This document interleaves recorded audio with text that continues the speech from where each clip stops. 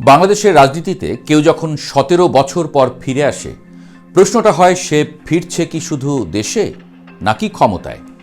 তারেক রহমানের ঢাকায় ফেরা কোনো আবেগঘন বিমানবন্দরের দৃশ্য নয়, কোনো পারিবারিক পুনর্মিলনও নয়। এটি একটি স্পষ্ট রাজনৈতিক সংকেত। তিনি আবার খেলায় নামছেন এবং এই খেলায় হারার সুযোগ তার নেই, কারণ এটি তার প্রথম ইনিংস নয়, দ্বিতীয় ইনিংস। আর দ্বিতীয় ইনিংসে ভুল করার জায়গা থাকে খুবই কম।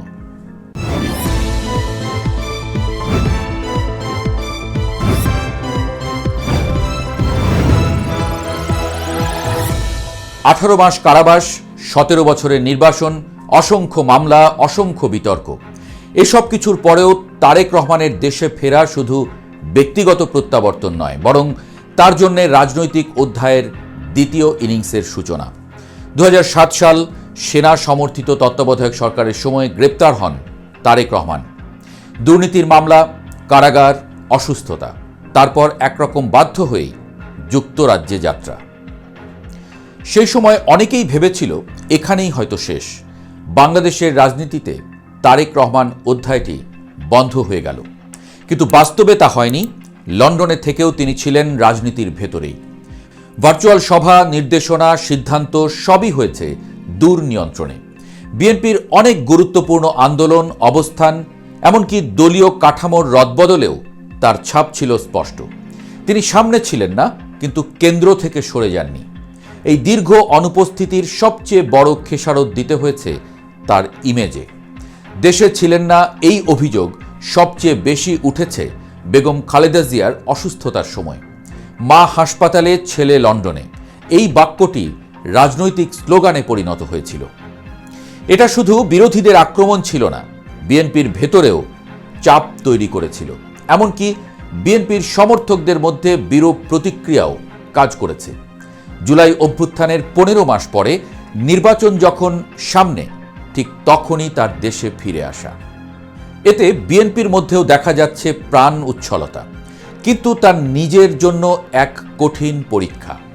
আজকের বিএনপি আগের বিএনপি নয়।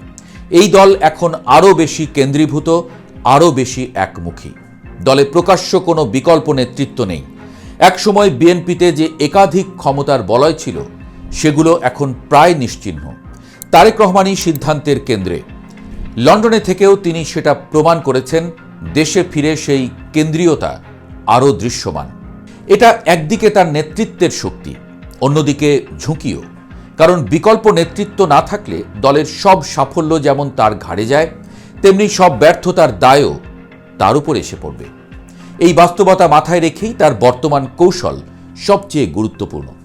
তার সাম্প্রতিক বক্তব্যগুলো লক্ষ্য করলে একটি স্পষ্ট পরিবর্তন চোখে পড়ে। আগের সেই আগ্রাসী, প্রতিশোধমূলক ভাষা নেই। এখন শোনা যাচ্ছে প্রতিহিংসার রাজনীতি নয়, রাষ্ট্র সংস্কার, অন্তর্ভুক্তিমূলক গণতন্ত্র। ৩১ দফা সংস্কার প্রস্তাব সামনে এনে তিনি নিজেকে কেবল আন্দোলনের নেতা হিসেবে নয়, বরং ভবিষ্যৎ রাষ্ট্রনায়ক হিসেবে উপস্থাপন করতে চাইছেন। এটা ইমেজ রিবিল্ডিং, এটা কৌশলগত। কারণ তিনি জানেন শুধু সরকার বিরোধী হলেই আর ক্ষমতায় ফেরা যায় না। জনগণ এখন জানতে চায়, আপনি ক্ষমতায় গেলে কি করবেন? এই প্রশ্নের উত্তর দিতেই তার এই সংযত ভাষা, রাষ্ট্রকেন্দ্রিক বয়ান। এর সঙ্গে যোগ হয়েছে মানবিক গল্প, মায়ের অসুস্থতা, মৃত্যু, পরিবারের চাপ, দীর্ঘ প্রবাস। এই বিষয়গুলো এখন আর আড়ালে নেই, বরং সামনে আনা হচ্ছে সচেতনভাবে। তারেক রহমানকে দেখানো হচ্ছে একজন দায়িত্বশীল সন্তান হিসেবে, যিনি রাজনীতির বাইরে থেকেও পরিবার বহন করেছেন। এই গল্পের আরেকটি অধ্যায় জাইমা রহমান। ব্যারিস্টার জাইমা রহমানের উপস্থিতি হঠাৎ নয়। এটা নিছক পারিবারিক ছবিও নয়, এটা একটি রাজনৈতিক বার্তা। একদিকে ভবিষ্যৎ নেতৃত্বের ইঙ্গিত, অন্যদিকে নতুন প্রজন্মের সঙ্গে সংযোগ তৈরির চেষ্টা। বাংলাদেশে বংশানুক্রমিক রাজনীতি নিয়ে প্রশ্ন থাকবেই, কিন্তু জাইমা রহমানের শিক্ষাগত যোগ্যতা, পরিমিত উপস্থিতি এই সমালোচনাকে কিছুটা নরম করে। তবুও বাস্তবতা কিন্তু কঠিন। তারেক রহমানের সামনে সবচেয়ে বড় বাধা এখনও আইনি। তার বিরুদ্ধে থাকা মামলাগুলো শুধু কাগজে কলমে নয়, রাজনৈতিক বাস্তবতায়ও ভারী বোঝা। তিনি নির্বাচন করতে পারবেন কিনা, সরাসরি দায়িত্ব নিতে পারবেন কিনা, এই প্রশ্নগুলো এখনও খোলা। এ বিষয়টি শুধু বাংলাদেশের আদালতের উপর নির্ভর করছে না, আন্তর্জাতিক দৃষ্টি, পশ্চিমা দেশগুলোর আস্থা, গণতান্ত্রিক আচরণ সবকিছুই জড়িত। তারেক রহমান নিশ্চয়ই ভালো করেই জানেন একটি ভুল বক্তব্য, একটি উস্কানিমূলক সিদ্ধান্ত পুরো খেলাই বদলে দিতে পারে। আরেকটি বড় চ্যালেঞ্জ সংস্কার বনাম নির্বাচন। বিএনপি দ্রুত নির্বাচন চায়, কিন্তু একই সঙ্গে সংস্কারের কথাও বলছে। এই দুইয়ের মধ্যে ভারসাম্য রাখা সহজ নয়। অতিরিক্ত সংস্কার দাবি করলে নির্বাচন পেছাতে পারে, শুধু নির্বাচন চাইলে সংস্কারের বিশ্বাসযোগ্যতা প্রশ্নবিদ্ধ হয়। তাই বলা যায় সূক্ষ্ম দড়ির উপর দিয়ে হাঁটছেন তারেক রহমান।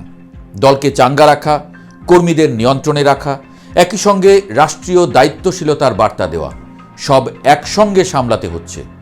এটাই তার দ্বিতীয় ইনিংসের আসল পরীক্ষা। এই ইনিংসে সফল হলে তিনি হবেন সেই রাজনীতিক যিনি দীর্ঘ নির্বাসনের পর ফিরে এসে নিজেকে বদলেছেন।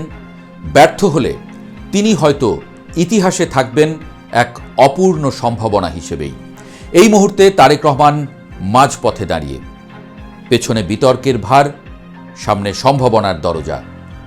প্রশ্ন একটাই, তিনি কি শুধু ফিরে এসেছেন নাকি সত্যি বদলে গেছেন? আর এই প্রশ্নের উত্তর আর কেউ নয়, শুধু দেবে সময়।